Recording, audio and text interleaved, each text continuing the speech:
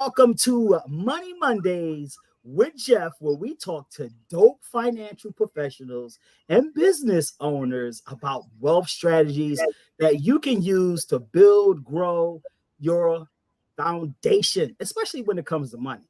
And I am particularly happy and excited with today's guest. And I'm particularly excited and happy with today's guest because this guest introduced me to the wonderful world of insurance and financial advising. So I wanted to bring my first introduction to this business, my very first mentor. So you can get a grasp and you can get a touch and you can get a feel from some of the great education foundation that I've obtained over the last 26 years. And I'm going to take my glasses off now because this is going to be a nice, great conversation with a mentor. I want to introduce you guys to Troy Shorts from Shorts and Associates. He has a dynamic podcast called Wealth Strategies, The Value, and you can find that podcast on WSTVpodcast.com. We're about to chop it up on this Money Mondays. Welcome, Troy. How you doing today? Hey, Money Mondays, baby. Let's go. Yes, indeed. Yes, indeed. So, Troy, Yes, sir. I've been doing this business for 26 years. I just want to share a quick story. Right. So I was working at a mortgage company, PHH Mortgage, and I was at the time waiting to take a job as a teacher, to be a teacher in Philadelphia. I had just gotten my master's degree from Penn State, and I was all excited about being a teacher. And I had this whole big plan that I was going to travel the world. I was going to play chess on my off time on the summers because I had the summers off. And this is the guy right here who is responsible for me never teaching, because he came to my apartment one night and he showed me this plan, this life insurance plan that I could build money in. And I said to him, I said, man, you do this for a living? He was like, yeah. I was like, man, this is so easy. He was like, well, if it's so easy, then why don't you come do it? And I remember I went back to work the next day. I calculated how many days I had off that I would get paid for. He told me the process of what I needed to do to get my license. I took a week off from work and I went and got my license. And that was 26 years ago. So thank you for introducing me to this business. This business has done so much for me and my family. And I owe it to you because you gave me the introduction. So it's been 26 years, Troy. You introduced me to this business. Can you share to our listeners how you first got involved in the world of insurance and financial services? Absolutely, man. Listen, for me, it was a little different. I was actually invited to a meeting, and I was a young guy, 22 years old, maybe 23, just got out of college. And I went to a meeting and there was a bunch of financial professionals there, and they were telling their story about how they were, they went to Notre Dame, they went to Wharton. These were sharp guys. And their story kind of went like this. They went into the corporate world. They were thought leaders. They came up with great ideas to change and help the company, and innocently sharing their ideas at lunch or what have you. The other guy takes their idea, goes to the boss, and he gets a promotion, and that guy's nowhere. And the boss kept saying to them, you got to come in early, you got to stay late. And they had families.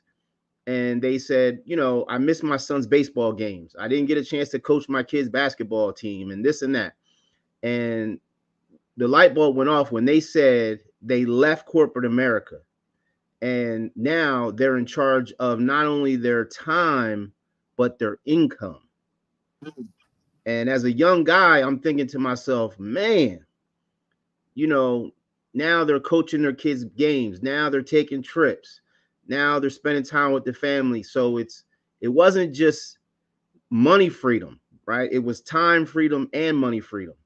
And it was just so attractive to me. So literally, Monday morning, I quit my job and I went and got licensed. And I just never turned back. I said, if those guys can do it, why can't I do it? And it's it's just changed my life, man. So that was my introduction to the business. And to this day, we really still have time freedom and money freedom, and it's great. Time freedom and money freedom. That's the things that everyone is striving for and working right now. And I think Yeah, entrepreneurships give you the best opportunity to have that time freedom and money freedom. yeah, So, as I understand, it's been 31 years since you've been in this business. yeah. 31 years. If you could go back in time, I'm only right? 19. If you could go back in time, like what's one piece of advice you wish you had received when you were just starting out? Oh, that's a great question, Jeff.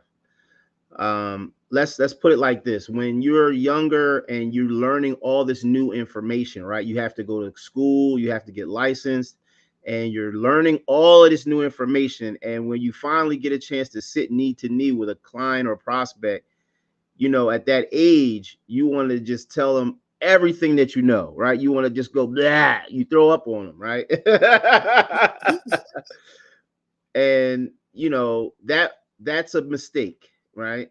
So what Okay. I've learned over the years is I've learned how to slow down, and I've learned how to ask very, very important questions, and only be in a position to give people information that they can receive at that particular time, right?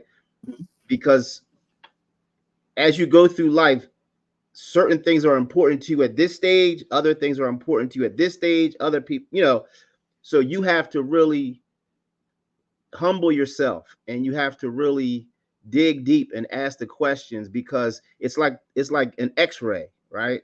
You go to the doctor, they put the thing in the light, well, there's a whole bunch of stuff that's broken, right? But we got to find out what's the most important thing. Like, what needs surgery right now? Like, let's handle that. Mhm. and and that's made a huge difference, because now people understand that you really care, and you're not trying to sell them something, because That's you're right. poking and prodding, and you're really doing some investigating to find out where's the pain. And the products and services that we help our clients with, they're problem solvers, man. We're solving problems out here, you know so that would probably be the main thing that I wish I knew when I first started. To be a problem solver, right? Yeah, And not a product peddler. right. Not somebody that throws up on people. Blah, right. I know we see trying to that a lot trying to when be you're smart, talking to. trying to show how smart you are. You know what I mean? Like, no, it's not about that. That's right. So over 31 years, if you look at the stages of where you are now, as opposed to where you started, and maybe the midpoint of your career too, like how is your approach looking today change as it relates to helping your clients build wealth? Well, I kind of just mentioned it. It's changed a ton. Okay. Um, I'm here to serve. And when I wake up in the morning, the the thoughts that go through my head is, who can I serve today? Right? Who can I help today? Who can I give some information to that can change their lives, change their family, change, make their dreams come true.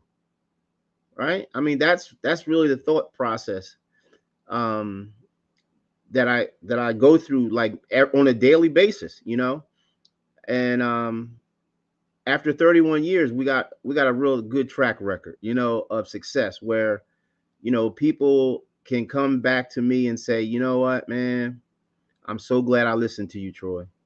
I'm so glad I trusted you, Troy, because now they're reaping the rewards of the labor of, sowing those seeds, and you know and doing the things that we instructed them to do. And it's really awesome as an advisor to look at your client and say, listen, man, you haven't lost a penny, right?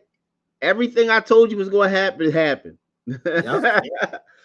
And that's a great feeling as an advisor, because there's not too many guarantees out here in the world. Got that right.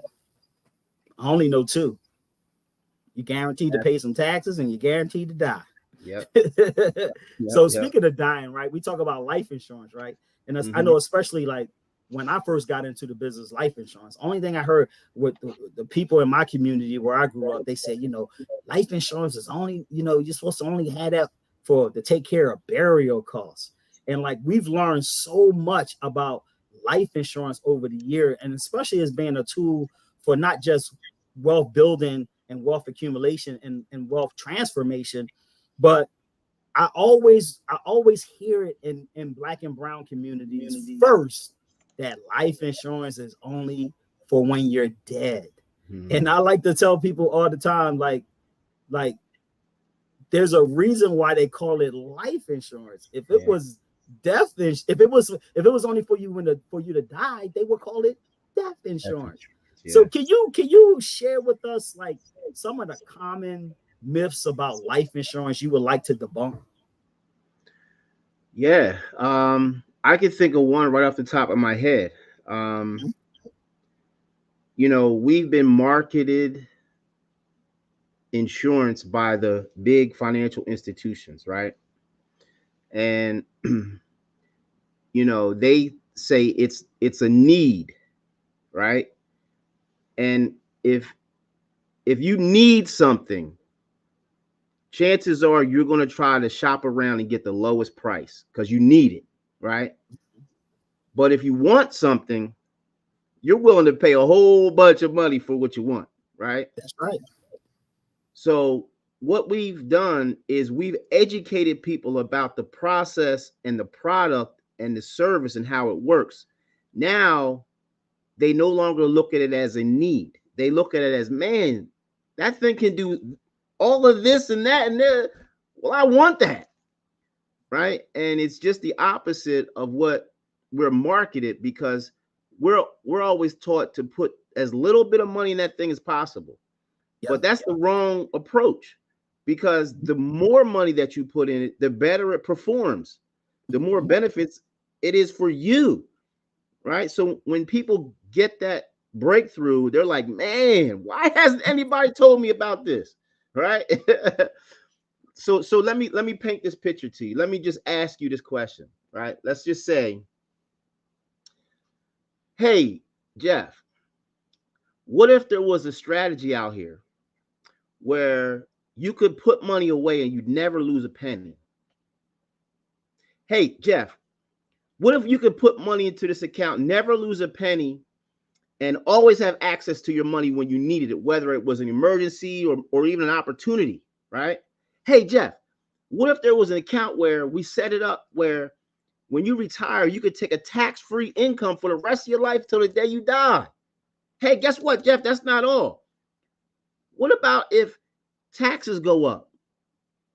You could have no tax liability in this account. You could take money. IRS has nothing to do with it, Jeff. Hey, Jeff, guess what else this thing will do? What if we had an account where, God forbid, you got sick, you got injured, right? You needed long-term care, you needed help, and you could use the account so you don't have to pay premiums for long-term care. Oh, that's not all, Jeff, but guess what else this thing will do? How about when you die? How about when you die, Jeff? Because we all gonna die. How about this money will come back to your family to create tax-exempt generational wealth? So if I explained it to you like that, you'd be like, man, I want that. Right? Sign me up. Right. I'm gonna put money in that thing, right? That's right. Well, guess what? That's what we sell, man. That's what we sell. And there's so many more benefits that you didn't even mention. Well, yeah, but like if somebody trying to sue you, they can't get that money. Like you got cash for now and cash for later. I mean, you got so many benefits. And one of the things that I love about it, and one of the things that I always talk about, is not what it is what it does. You know what I mean? And we always think about, I don't know, we've been marketed, like you keyword you said earlier, marketed. We've been marketed this thing that is something that you need. And like you just said earlier, like when you need something, you don't want to, you just want to find the cheapest way to get rid of the need, right? Yeah. But when you want something, so that's the like the trajectory that we're on, and that's why I've been so happy that I've been indoctrinated in this community with a whole lot of other like advisors, like-minded advisors Yeah. that's teaching individuals, professionals, business owners, real estate investors that this is what they want. So they are making that big transformation from like, yo, I want this, like you said earlier, as opposed to I need this. So, Yeah. I mean, that leads into my next question, right? Like you've been a mentor for me, like, and many others, right? So you was my first mentor 26 years ago. I remember you sat down, you showed me that 4-column presentation, and, and when I still remember looking at you like, come on, dog, it's got to be a catch to this, and you like, no, man. I was like, I want to do the presidential level. You like, no, no, no. Let's just stop at the executive, because I was like, I was so geeked about it because I never had something like that presented to me before, Yeah. first and foremost. So I'm still excited about it now. Mm-hmm. But I want to talk to you a little bit about mentorship because it's something that's near and dear to my heart. You know, I look at mentorship as being one of the critical things that can really help to build your wealth and build your wealth portfolios, about being around the right like type of people and being in the right communities and being in the right environment that can help you kind of break some of that generational stinking thinking, I like to call, off of you, right?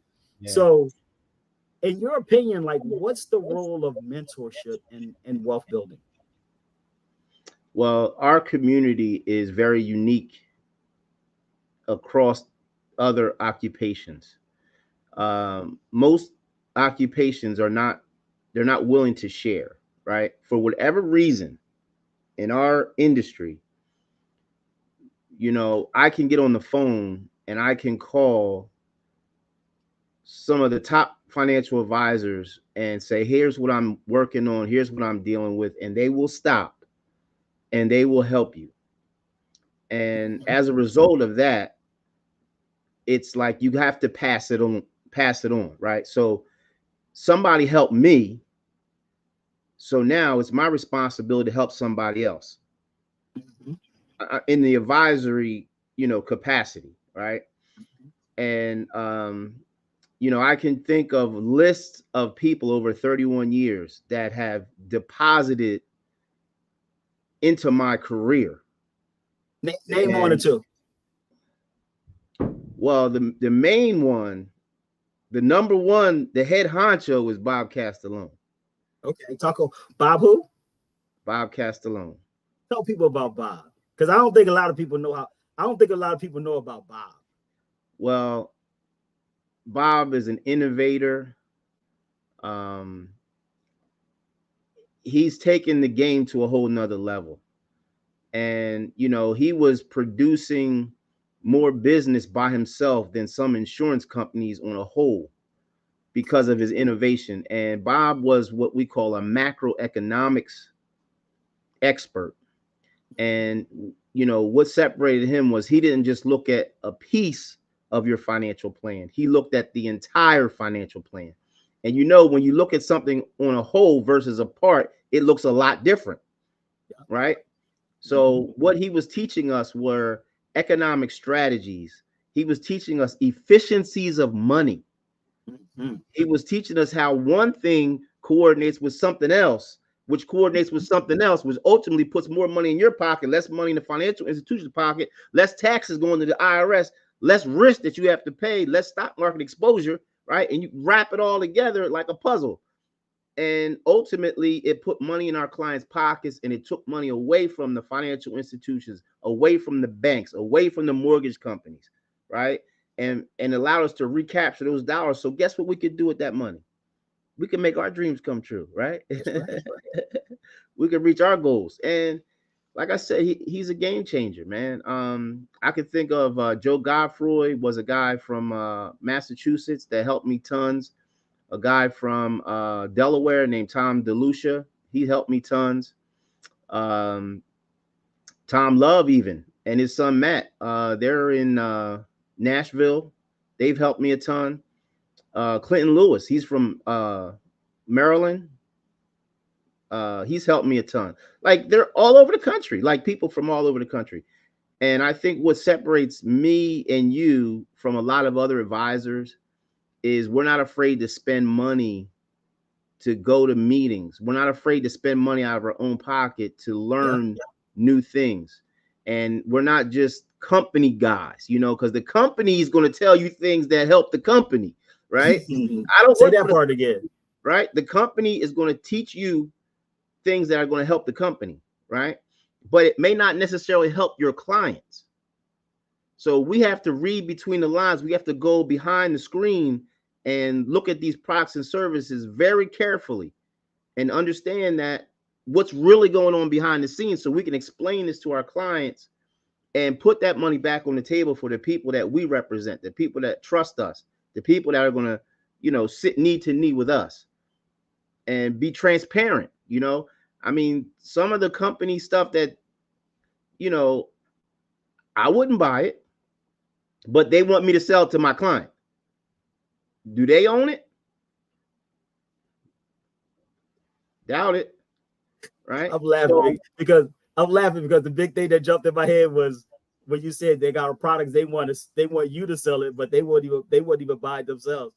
And I started laughing because the first thing jumped into my head was Index Universal Life, but I'm not gonna get into that tonight.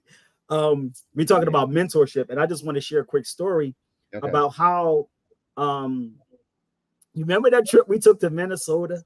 Yeah. And we went to Don George's house. Don George had invited like 150 of the best agents in the United States, like the up and comers, and you know, and it was a session for mentorship, and we were just talking, and it was two things that really struck out to me. Well, a couple of things that struck out to me.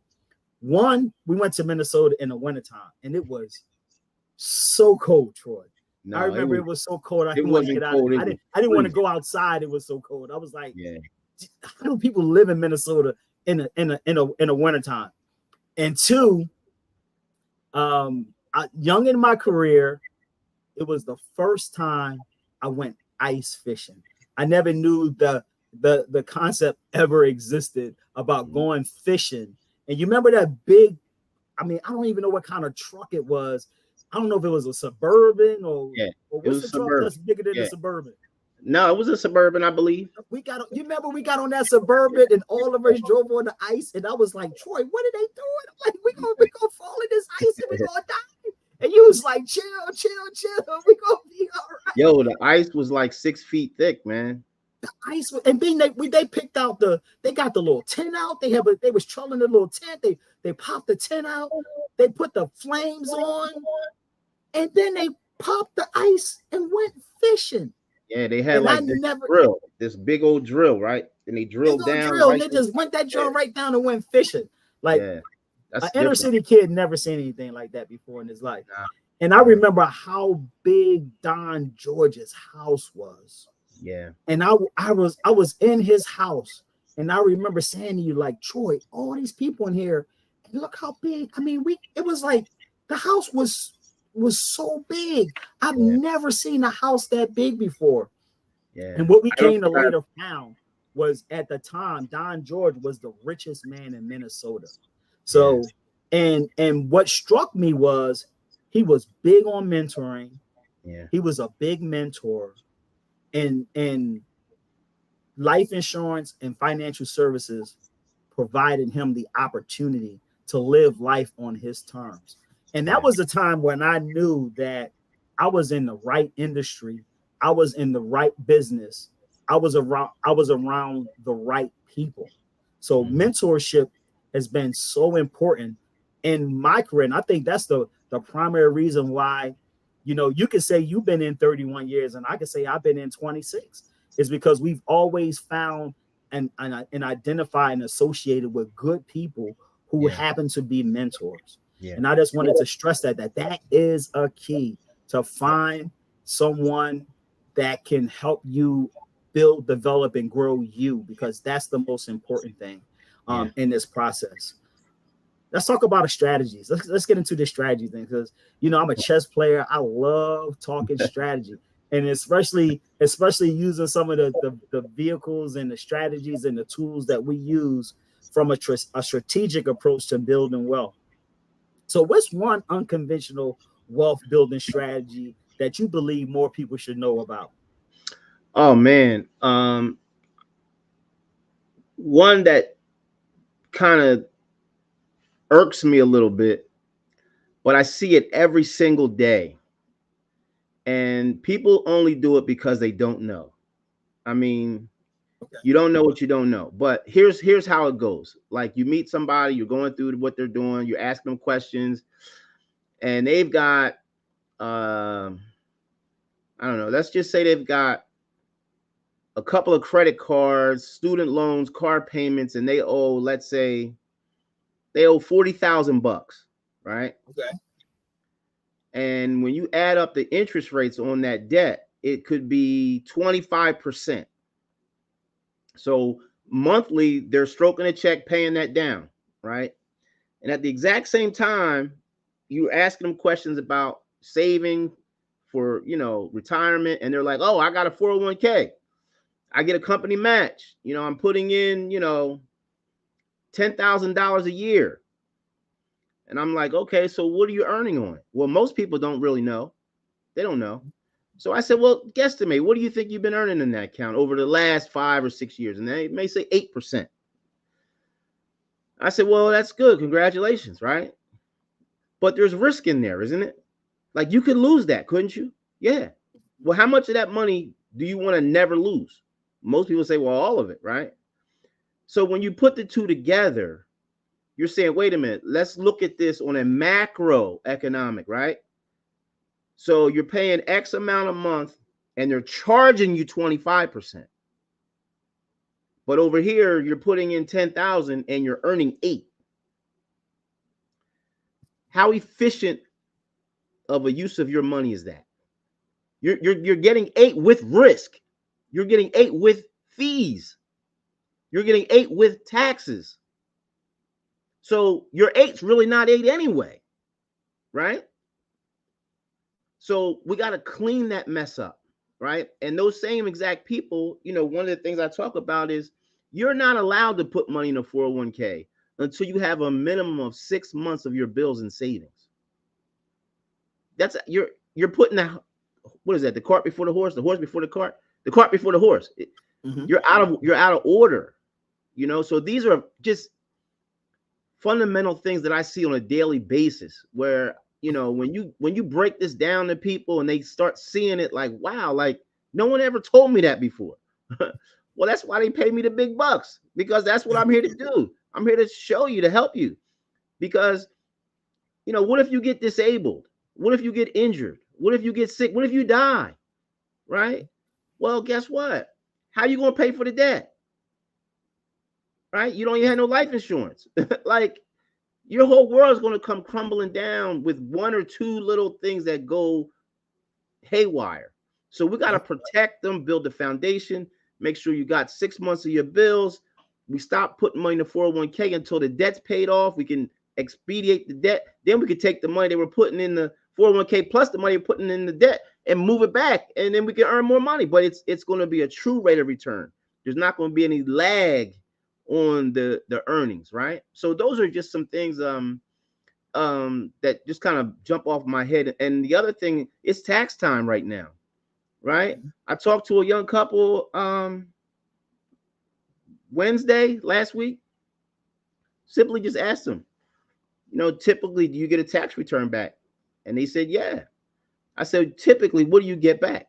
He said, well, it's usually the minimum we get back is 5,000. He's like, some years we got back 8,000. I said, okay, great. So I just explained to him what that really means, right? Because in our community, it's like, oh, get money back, and everybody want to run to the mall, right? Like, go take a trip. But they don't understand that you're overpaying the government for 11 months. And then in the 12th month, they're giving you back principal. Like, you've given the government an interest-free loan. Where are those dollars going, right? We're giving, don't get me started on where dollars are going, but what I said to the guy was, if you take $5,000, I said, put in your calculator, $5,000, I said, divide it by 12 and tell me what you get.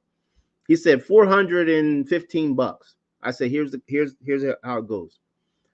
I said, Mr. Prospect, Mr. Client, what could you do with an extra $400 a month right now? Tell me. And he's like, oh, we can do this, we can do that. Okay. But you're forfeiting the ability to do that so that you can get $5,000 back once.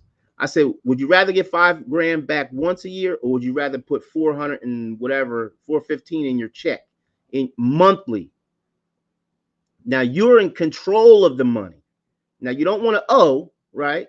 But you don't want to get a $5,000 return, because those are inefficient dollars. So these are just things that can really help people a lot. You know, I could put $1,000 in your pocket a month by just looking at those strategies. Easy. Then how much did it cost you? It cost you nothing. You're moving money from one inefficient pocket to an efficient pocket. Yep. Right? That's macroeconomics. That's Bob. Talk that talk. You've seen a lot of changes in the financial industry over the last, several years. What's trend? What's one good trend right now that you're excited about? Well, I don't want to get too technical, but I know that the government just passed this new 7702 law you're familiar with. But, I don't want to get all into that, but basically what it means is it's going to allow us to help our clients put more money in these contracts that will keep their wealth off the radar screen of the Internal Revenue Service. Mm-hmm. So it enables us to really do our job even more efficient and still allow those cash value policies to remain tax exempt. So that's huge. That's really huge. So, the public, that's kind of our stuff, right? But the bottom line is it allows people to put more money away in safer places where we couldn't do it before, or as much before, right? So that's going to allow advisors like us to be really creative as well, to help people to be more in control of their money, to provide more liquidity in their portfolios, to provide more protection, to provide more access to capital that they can go buy other assets with as well. And more importantly, structured properly, it could be a great thing to pass to the next generation, since we always talking about generational wealth. That's one of the things that we can utilize in strategies to make sure that generational wealth will always be there for our families. And that's one of the things that I'm committed. I know as well as you, is just making sure that generational wealth thing is more available for families, so that they can be able to have money to fund some of the things that they're passionate about as well. So generational wealth. Now I know that's the thing. It gets thrown around. It gets thrown around a lot. Everybody's talking about generational wealth this, generational wealth that. From your perspective, what are some of the key components to building generational wealth, and how does life insurance come into play in that? Oh, great question, Jeff. I think I can sum it up like this. Cash value life insurance is the absolute easiest way to get that job done. It's the most cost-effective way to create wealth to the next generation. Okay. If you can, sometimes I say, compared to what, right? So if you have real estate, it doesn't transfer as easy to the next generation, right? If you had mutual funds, if you had stocks, if you had bonds, if you had treasuries, whatever, nothing stacks up like cash value life insurance when it comes to. Go deeper a little bit with that, because I think that went over a lot of people's heads. Go deeper a little bit when you say that life insurance is the most cost-effective way for generational wealth. Like, people might hear that, but they might not. They might be like, "So what do you mean, Troy? Like, how is me having life insurance for generational wealth more important than me having 10 properties for generational wealth?" Okay, great. So when you purchase insurance, you pay $1, but you get $10, right? So your premium is a certain level, but that death benefit is multiple times what you paid. Mhm. So it's very cost effective, right? Uh, they say it's pennies for dollars. You pay pennies for dollars, Mhm. right? And you know, the more pennies you put in, the more dollars you get, Get up. Mhm. right? And the simple fact that when that inevitable gain, it's inevitable, we're all going to die. So you may not Really? ever use your car insurance policy, right? You may never use your homeowners, but Wait a guess minute, what? let's back up a You, minute. you're going to You use your life mean insurance. we all going to die? Yeah, yeah. One day. Nah, man. You're going to cash that. You're going to use this policy. You're going to use it. And there's no market risk, there's no tax risk, there's no fees. The money comes, no probate. Why don't more people know about this? Because it doesn't sell newspapers, right? Not sexy, huh? You know the world we live in, right? It's about ratings, right? It's not sexy, but it works. And you know, if it didn't work, the richest 1% of the population wouldn't be doing it, right? I mean, those are the people that have the most money in these contracts. And it's not just because they're rich, it's because they're smart. Yeah, that is so true. I remember hearing the story about Elon Musk and after he sold PayPal, right? So Mm-hmm. he took a big percentage of the proceeds from the sale of PayPal. And guess where he put it? Cash value life insurance. And people are like, why would he put all that money in cash value life insurance? He's already rich. Yeah. And that goes right back to what you just said. Yeah. It is the most cost-effective way to store money, to have money available for opportunities, to have liquidity, to have a tax shield, like a tax shield around your money that nobody can get to but you.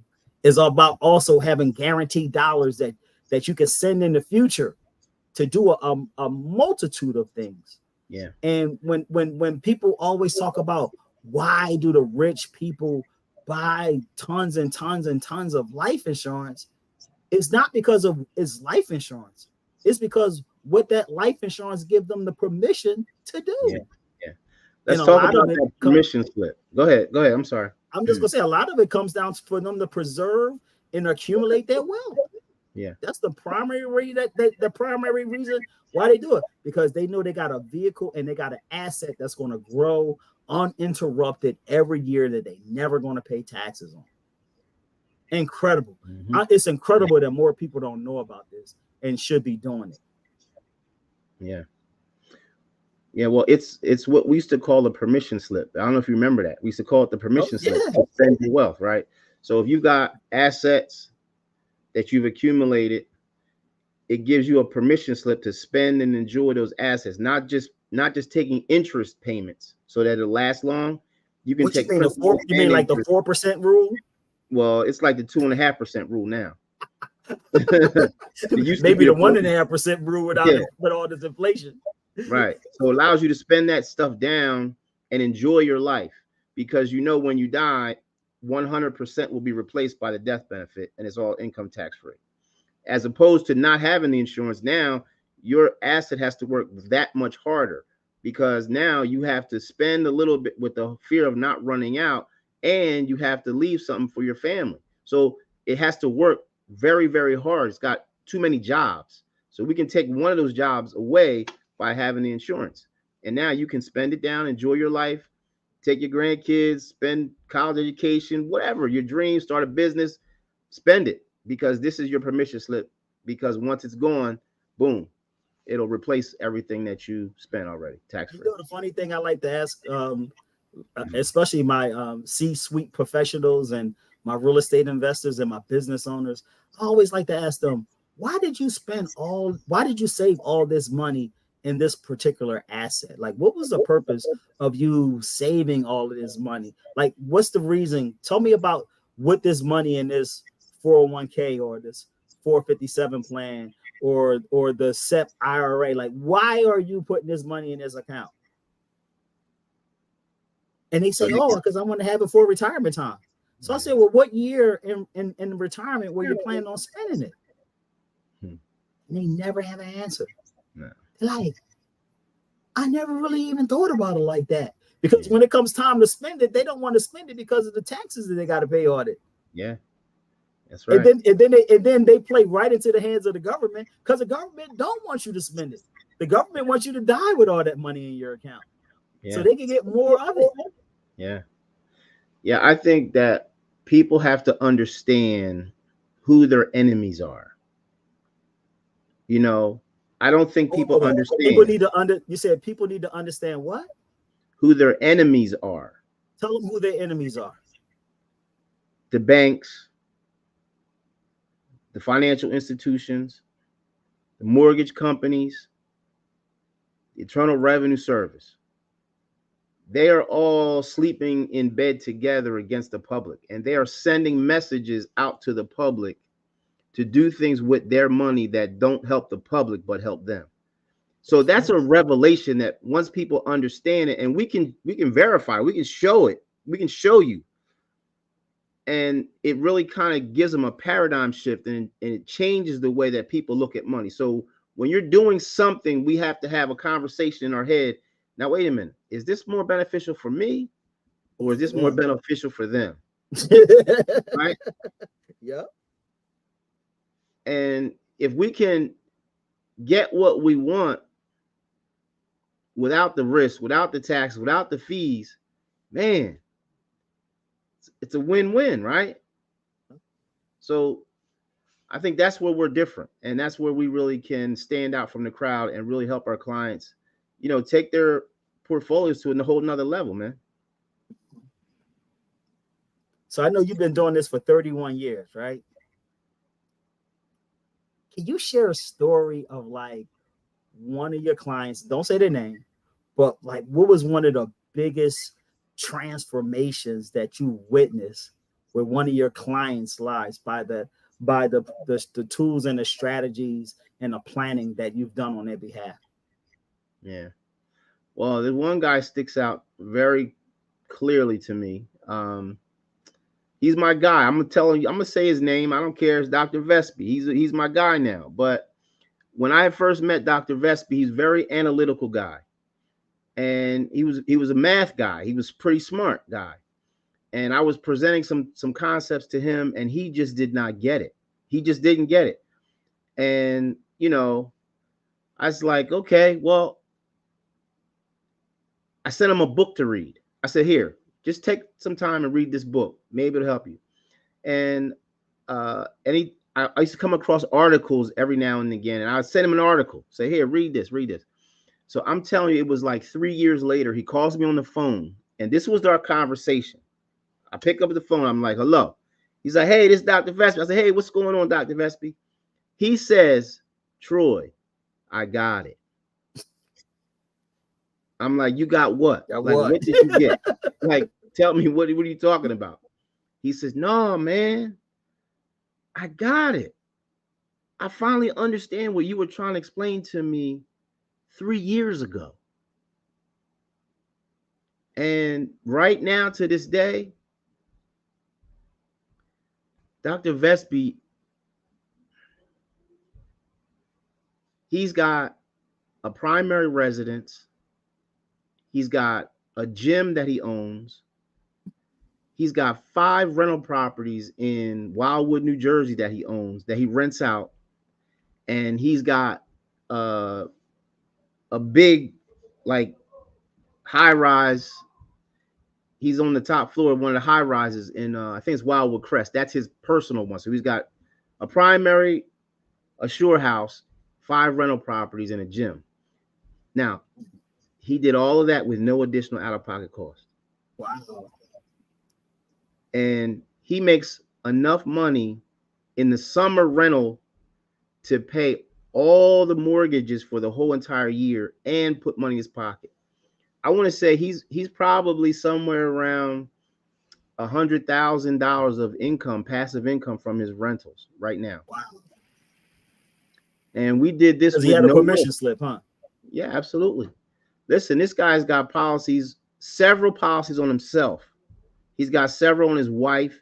He's got one on each of his kids, but they're all overfunded. They're all properly funded correctly. So I just had a conversation with Dr. Vespi the other day, and he told me, "You ready for this? What'd he say? He's going to school to get his license for financial planning. He's retired." I was like, "Wow, you're not just the client, you're the president." Yeah, I know, right? Yeah, it's a great story, man. Really great story. So, I mean, I have several amazing conversations. I could think of another guy. His name is John, and he was similar, math guy. You know, he was like an accountant type of guy, and he just didn't get it because he was overthinking it. Like he was overthinking it, you know. And we got him all straightened out, man. And he called me last year one day, and he said, "Troy, I'm in Florida." He goes to spring training, right, for the Phillies. Okay. So he rents a place down there for a couple of months every spring. And he says, "Troy, I'm on my patio drinking a coffee, reading the newspaper. And I just wanted to call you this morning to tell you thank you." He said, "If it wasn't for your advice, my wife and I would have never been able to fulfill these dreams that we can come down to Tampa every single year, not have to worry about it, get a place, we stay down here. We don't worry about money. Like we got it all together thanks to you." And I was like, man. Yo, man, that's awesome when you get those stories. I love those stories, brother. Yeah. So it really makes it worth your while. So for all the people that, don't do business with you or, maybe give you a little hard time, hey, it's okay. It's no big deal because you got 10 or 20 of those great stories. It makes it okay. This business is not easy, right? It's hard because we're dealing with people's money, It's not. right? And we live in the northeast of the country where people don't trust anybody, right? There's no people don't trust. This ain't the Midwest, right? This ain't the South. This is the Northeast. You could be giving people gold bars and they be like, "No, I don't want that. What's the catch? What you trying to do?" Like that gold bar fake. yeah. So You on Money Mondays with Jeff, where we talk to dope financial professionals and business owners. I am talking with a dope financial professional tonight, Troy Shorts from Shorts and Associates. He also has a great podcast called Wealth Strategies to Value. Make sure you check it out. It's www.wstvpodcast.com. Make sure you check that out. So, for those who maybe like on their financial journey right now, they just starting out, right? They hear all these great things from what you're saying and having a permission slip and being able to be in control of your money and having some strategies for taxes. What would be one action step that you would recommend that they would take this week that they can get closer to their financial goals? Well, number one is you don't know where you're going until you know where you're at, right?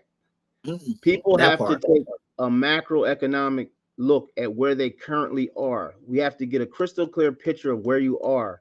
We have to have some discussions about where you want to go, right? And then it's time for me to go to work and really implement and show you some specific ways to get from where you are to where you need to be. But if you don't take inventory of where you are, we're like playing darts in a dark room. You're never going to hit your target, right? So that's a shame because I think a lot of people are doing things, especially in the financial world. I know a lot of things I see people doing. They do things unknowingly, unnecessarily. They like transfer so much money away from themselves, but they have no idea what they're doing. They just think it's sexy to be in the stock market. They hear all these little different things, like especially on TikTok and especially on YouTube, and it is really enlightening in some points where some of the things that you see people with the information that they are out here doing, like that has no rhyme and has no reason. So Yeah. I'm glad that you highlighted that. Let's move ahead on something here. Like if you, I like to ask this question to a lot of to all my guests, right? If you was having dinner with any historical figure, right? Who would it be and why? And more importantly, what financial advice would you ask them or give them based on what you know? Jeff, this might sound a little funny to you. Come on with it. But I would have dinner with Dave Ramsey and Susie Orman. Oh my gosh. Okay. Oh, you got to why Susie Orman and Dave, I know it all, Ramsey? Well, because they are what I call them financial entertainers. Ooh. I mean, they have no licenses, they have no accountability. And unfortunately, they're just telling people things that put money in their pocket. And because they have this platform, they have a name, people just trust them and believe them. You know, everybody that writes a book isn't smart, right? Everybody that, has a TV show is not smart. And, I looked at Susie Orman's target audience, and it was people that were under 40 years old that had tremendous amounts of debt. Mm-hmm. Like that's her market.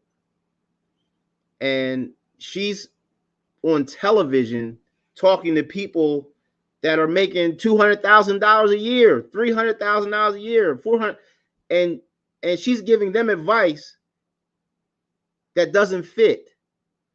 And she's leading them to people and products and services that only help the financial institutions and her, because right, it's like a kickback. Like you recommend certain things, Dave Ramsey too, and those institutions pay him. And it's also about ratings. It has nothing to do with helping people. It has everything to do with helping them and the institutions. And unfortunately, it was funny because I heard I was reading an article some time ago how Susie Orman was bashing life insurance, and come to find out she owns a ton of life insurance. So yes. I kind of find it funny that when you see these things, that just to go back to what you said, is like it's there. I like the term that you use as well, financial entertainers. Yeah, we got to start putting that out there a little bit more. Like, are you listening to a financial advisor that's a strategist, or are you listening to a financial entertainer who is there for ratings? So that was really good. Yeah. What would you tell them though? Well, I don't know. I mean, I would tell them the truth, like, unfortunately, they're not helping people. Like Dave Ramsey is a great person when it comes to debt and, talking about how to pay off debt, right? But the only problem with him is he will have you on a track to pay off your debt, but when the debt's paid, you have nothing left. You're at zero, right? You and I know in our strategies, we'll help people pay off their debt, and when they're done, they're going to have a lump sum of cash at the same time, right? The time value of money, right? So as it goes down, you're paying it down, right?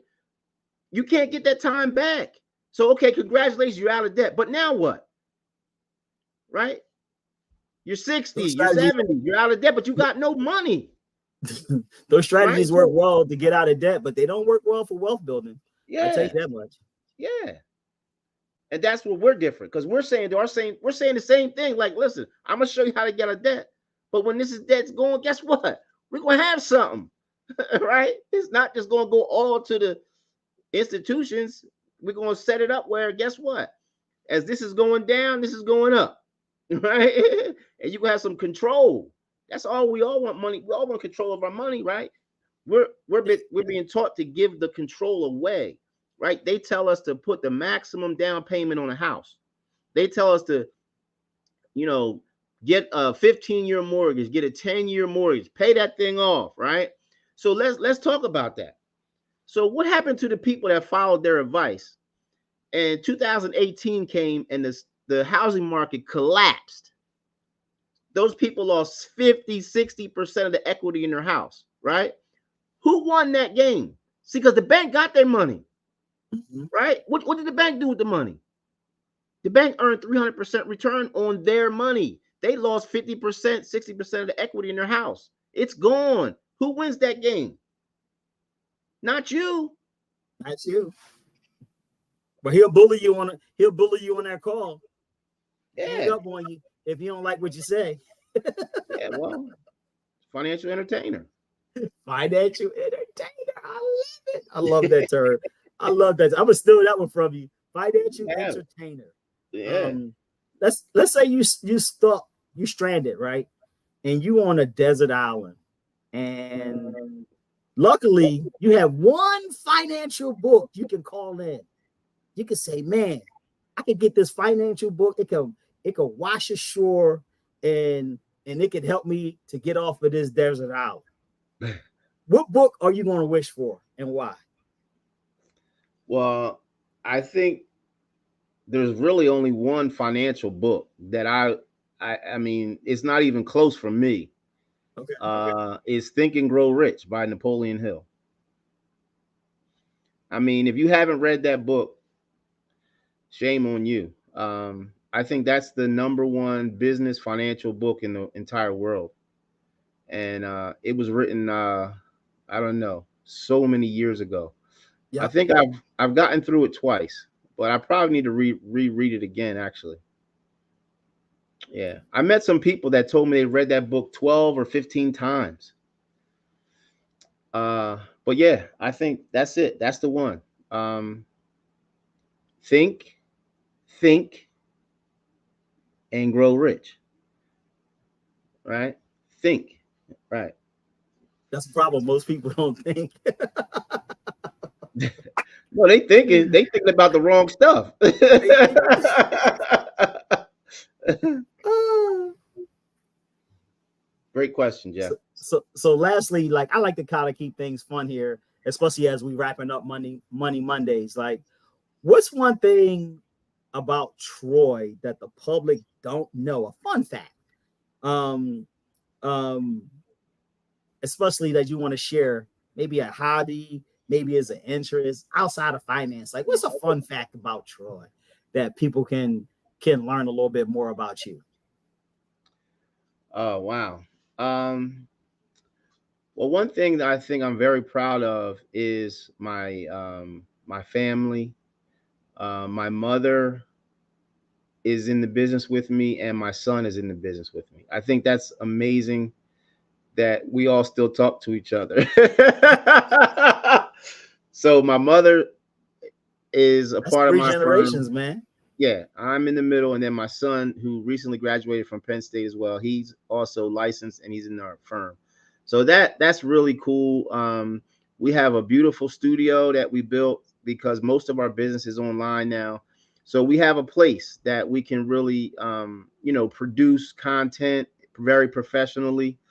That's I think makes a big difference in our marketing and things of that nature. I think that's really cool.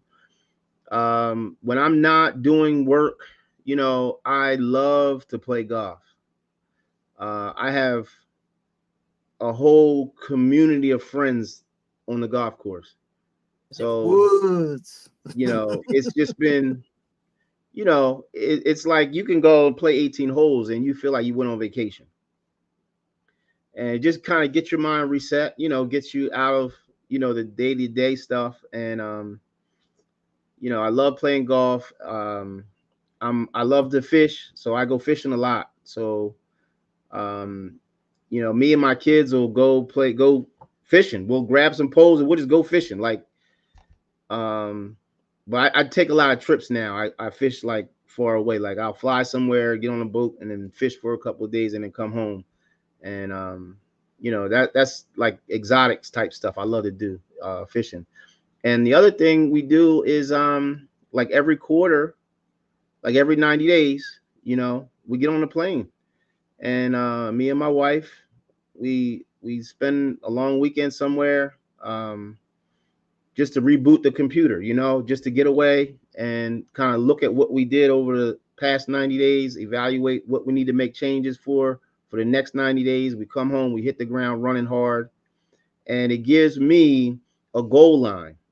So I know I got to go hard for the next 90 days. I got to try to exceed what I did the last 90 days. And it just keeps me in balance, really. Because, you know, what we do is not easy, and you got to stay on your game, right? You're in front of the public, you know, you got to know your facts, you got to know your numbers, you got to know what you're doing. So it can get, you know, intense sometimes, but you need that release that enables you to reboot your computer and boom, stay on your game and be productive and, you know, be able to serve people the right way. Money I don't, Mondays with you. You was I on don't know with how fun Troy that was, Short. but Troy, how can people find you again? well, I have a great podcast. You can check it out. It's www.wstvpodcast.com, and it's really devoted to financial literacy. And really, we talk a lot about what we talked about today. And, you know, there may be a little bit more specific examples based on what you're going through. We talk a lot about debt. We talk a lot about mortgages. We talk a lot about investments. We talk a lot about insurance. We talk about macroeconomics. We talk about all kind of stuff, tax rates, all that stuff is on there. So it's just great information, that's what we put it out there for, because I can't, I talk to one person at a time, but the podcast allows me to reach like the masses. So, that's why we put it together. So, it's awesome, man. I'm glad we did it. I really am. Awesome. Thank you again for being on Money Mondays with Jeff. I'm Jeff Moore, also known as Jeff the Wealth Builder. I'll see you next Monday when we will have a conversation with another dope financial professional or business owners talking about wealth strategies. Have a great day, guys, and we'll see you soon.